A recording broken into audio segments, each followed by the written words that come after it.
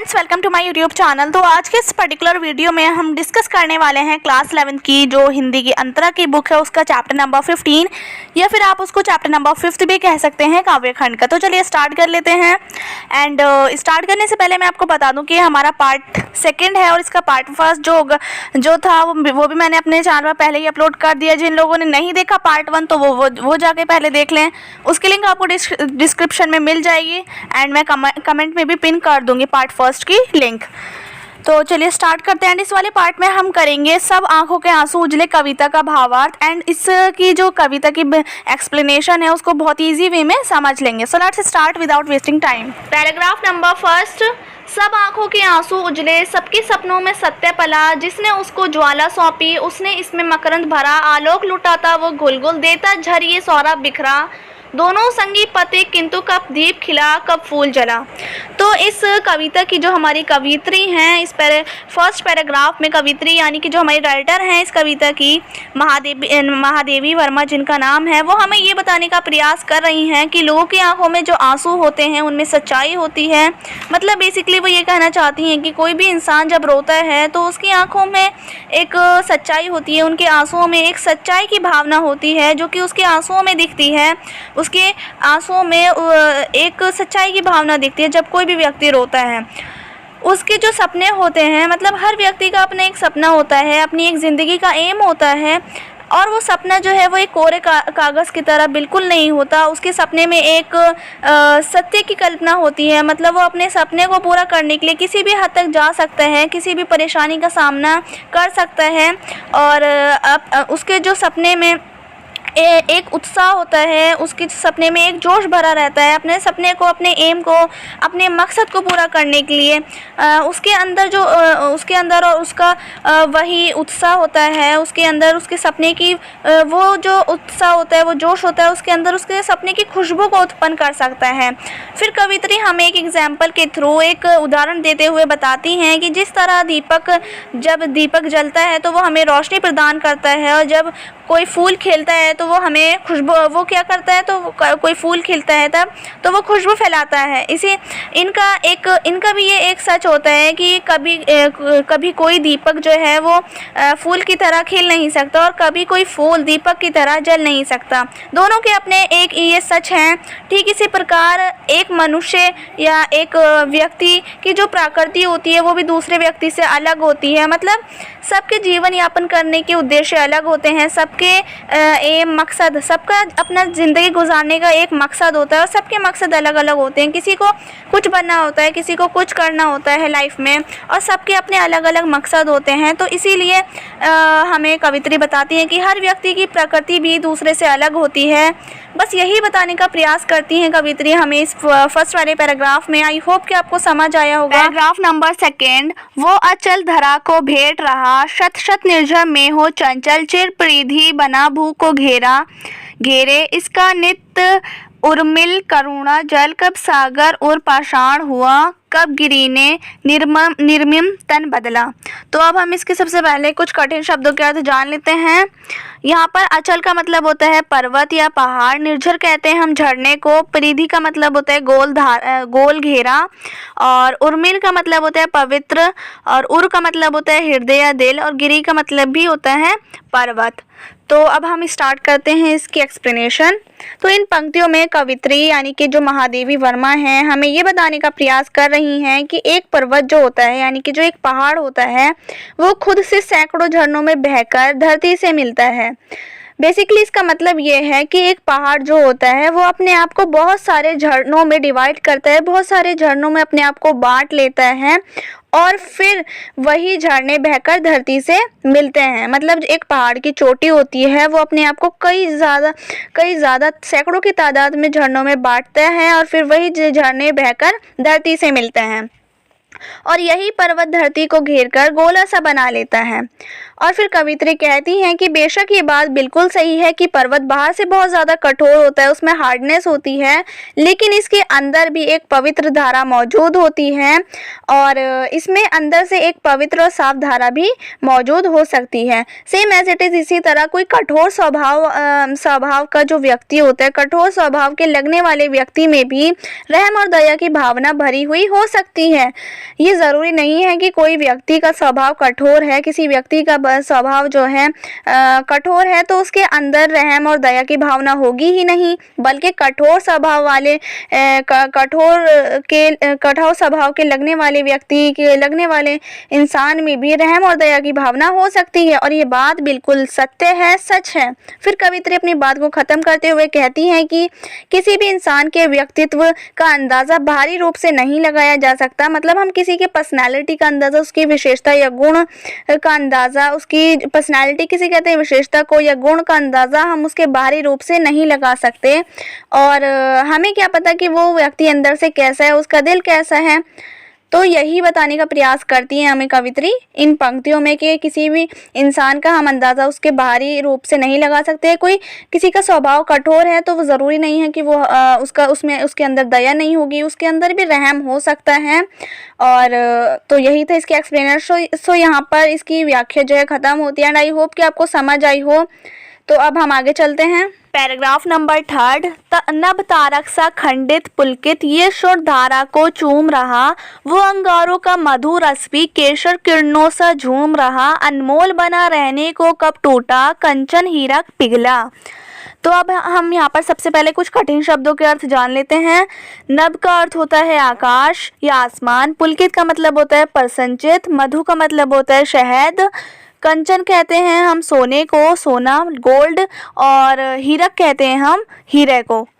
तो अब हम इसकी व्याख्या को समझते हैं। तो इन पंक्तियों में सोना और हीरो के माध्यम से, सोने से और हीरो के माध्यम से हमें ये बताने का प्रयास किया गया है कि सभी की प्रकृति अलग अलग होती है। इन दोनों के माध्यम से कवित्री ने, सोने और हीरे के माध्यम से कवित्री ने हमें ये बताने की कोशिश की है कि जिस तरीके से हीरा अपनी चमक नहीं बदलता, हीरा जो होता है वो अपनी कभी चमक नहीं बदलता, और सोना अपना कभी मोल नहीं बदलता, ठीक उसी प्रकार इंसान को भी अपने आचार और अपने व्यवहार कभी नहीं बदलने चाहिए। अपना आचार और व्यवहार कभी नहीं बदलना चाहिए किसी भी मनुष्य को।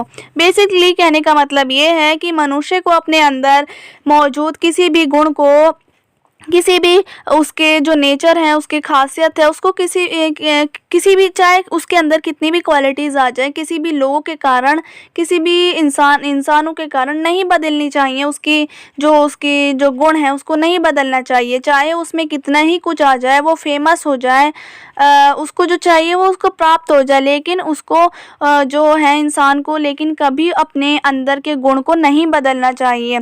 जैसे एक व्यक्ति इस दुनिया में जैसे एक व्यक्ति है, वो इस दुनिया में जैसा गुण लेकर आया है, जैसा गुण लेकर वो पैदा हुआ है, उसे अपने उस गुण को हमेशा यही कोशिश करनी चाहिए कि वो गुण हमेशा बढ़ते रहें, घटे नहीं।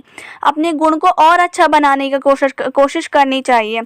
उसकी गुणवत्ता में कभी भी कोई कमी ना आए, उसके नेचर में कभी कोई चेंज नहीं आने चाहिए, बल्कि उसे क्या कोशिश करनी चाहिए, बल्कि उसे और ये कोशिश करनी चाहिए कि उसके जो नेचर हैं, उसके जो आदतें हैं, उसको और अच्छा होना चाहिए। उदाहरण देते हुए फिर एक एग्जाम्पल के थ्रू कवित्री हमें ये बताती हैं कि जैसे कोई सोना होता है, सोना है ना, सोने को भी चमकने के लिए आँखों में तपिश को सहन करना पड़ता है। मतलब ये है इसका, जब कोई सोना चमक के आता है ना, सोना कितना चमकता है, तो सोना जो चमकता है उसके पीछे क्या कारण है, यही है कि जब सोना चमकता है तो उससे पहले उसने भी बहुत ज़्यादा कष्ट सहे होते हैं। अगर वो चमक रहा है तो उससे पहले उस सोने को आग में पिघलाया जाता है। वो आग में, वो जो सोना है उसको आग में तपिश को सहन करना पड़ता है, जब जाकर वो इतना चमकदार बनता है। ठीक इसी प्रकार इंसान को भी जीवन में आगे बढ़ने के लिए हर तरीके की चुनौतियों का सामना करना चाहिए, और ऐसा नहीं होना चाहिए कि वो चुनौतियों से डटकर वो पीछे हटकर और चुपचाप एक कोने में बैठ जाए। उसको कोई भी कठिनाइयाँ आए, कोई भी परेशानी आए, उसका डटकर सामना करना चाहिए। चाहे आपके जीवन में कितनी भी कठिनाइयाँ आए, कितनी ही प्रॉब्लम्स आ जाएं, आपको बिल्कुल उन प्रॉब्लम्स से घबराना नहीं चाहिए, उनसे डरना नहीं चाहिए, बल्कि उन प्रॉब्लम्स का डटकर सामना करना चाहिए, और अपने अंदर के जो स्वभाव है उसको कभी भी किसी भी इंसान के लिए, किसी भी चीज़ के लिए नहीं बदलना चाहिए। तो बस यही थी इसकी एक्सप्लेनेशन। आई होप कि आपको समझ आई। पैराग्राफ नंबर 4, नीलम बरकत के सुपर्ण दो, जिनमें बनता जीवन मोती, इसमें ढलते सब रंग रूप, उसकी आभा स्पंदन होती, जो नभ में विद्युत मेघ बना, वो रज में अंकुर हो निकला। तो सबसे पहले हम यहाँ पर कुछ कठिन शब्दों के अर्थ जान लेते हैं। मरकंद का अर्थ होता है पन्ना, सुपर्ण सनपुट का अर्थ होता है दल, आभा का मतलब होता है चमक, और स्पंदन का मतलब होता है धड़कन। रज कहते हैं रेत को, और अंकुर कहते हैं बीज को। तो अब हम इसकी व्याख्या को समझते हैं।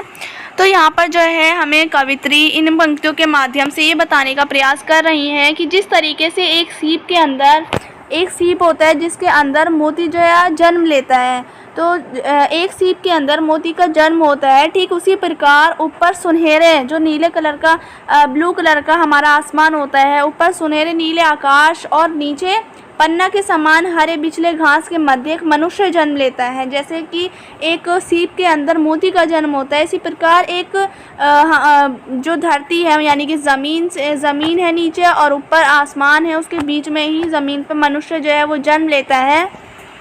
बेसिकली उनका कहने का यही मतलब है कि पूरी पृथ्वी के बीच में एक मनुष्य का जीवन यापन होता है। एक पृथ्वी के अंदर ही कोई मनुष्य पैदा होता है तो उसको पूरी अपनी ज़िंदगी पूरी जो जीवन यापन करना है वो अपनी पूरी ज़िंदगी इस पृथ्वी के अंदर ही गुजारनी है। इसलिए एक मनुष्य को अपने अंदर के प्राकृतिक गुणों को कभी भी नहीं भूलना चाहिए और हमेशा उसको अपने जो जैसे गुण हैं उनको याद रखना चाहिए, अपने नेचर को और अच्छा बनाने की कोशिश करनी चाहिए। एक मनुष्य को भी उस मोती की तरह हमेशा चमकना चाहिए।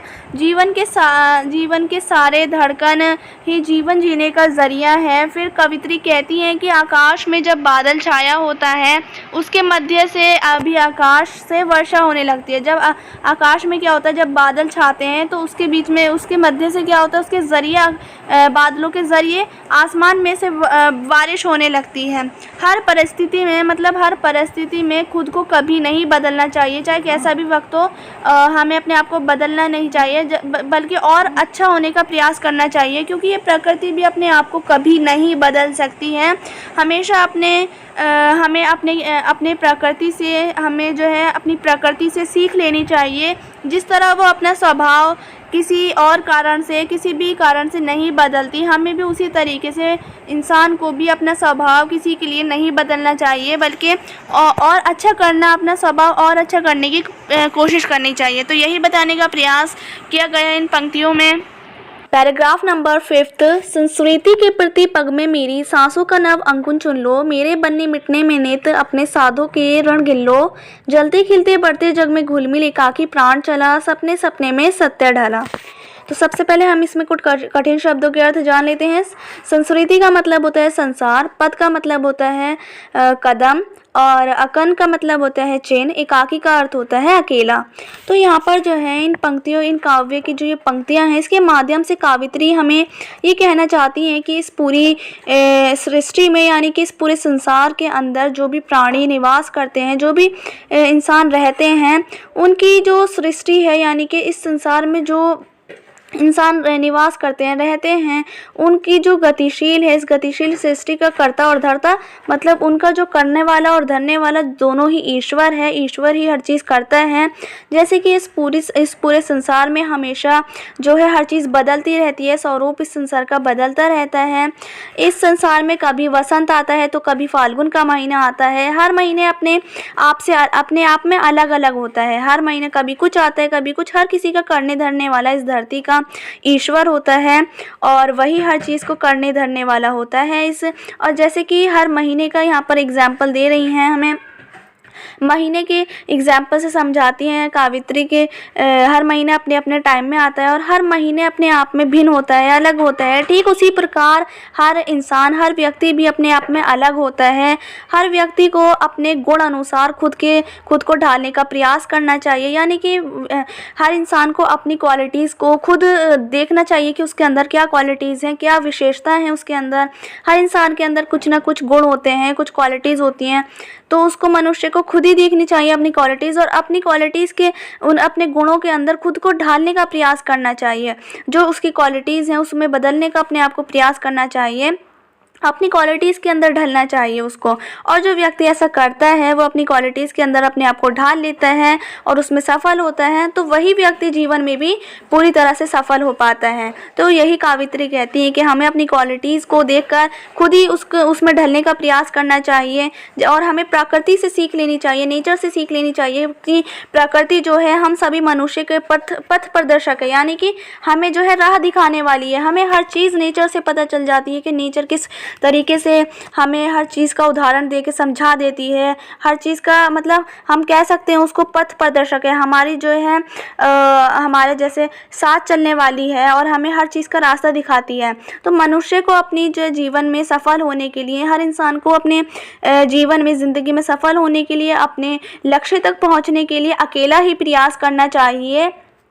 जिस तरीके से प्रकृति बिना किसी मदद के हमेशा आगे बढ़ती रहती है, पीछे मुड़कर नहीं देखती, उसी प्रकार हर इंसान को भी प्रकृति जैसा बनना चाहिए। तभी एक मनुष्य अपना सपना जो है सपना जो उसका कोई एम होगा, उसका कोई ज़िंदगी का मकसद होगा, एम होगा, पर्पज़ होगा, उसको पूरा कर पाएगा। तो हमें अपने ज़िंदगी के लक्ष्य को पहुंचने के लिए बहुत ज़्यादा प्रयास करना चाहिए और अकेला ही प्रयास करना चाहिए। जिस तरीके से प्रकृति अकेले प्रयास करती है, किसी की मदद नहीं लेती और पीछे मुड़कर नहीं देखती, हमें भी प्रकृति जैसा बनना चाहिए। तभी एक मनुष्य का सपना सच होगा, सत्य होगा, अटल रहेगा।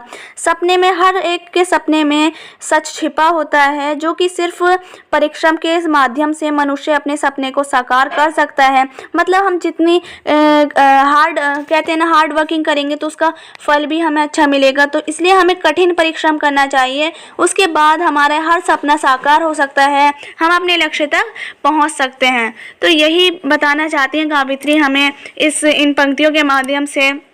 आई होप कि आपको समझ आया होगा। सो यही था इस चैप्टर में। पार्ट सेकंड भी हमारा कंप्लीट हो गया है। So if you like the video then please share it and don't forget to subscribe my channel. Thanks for watching.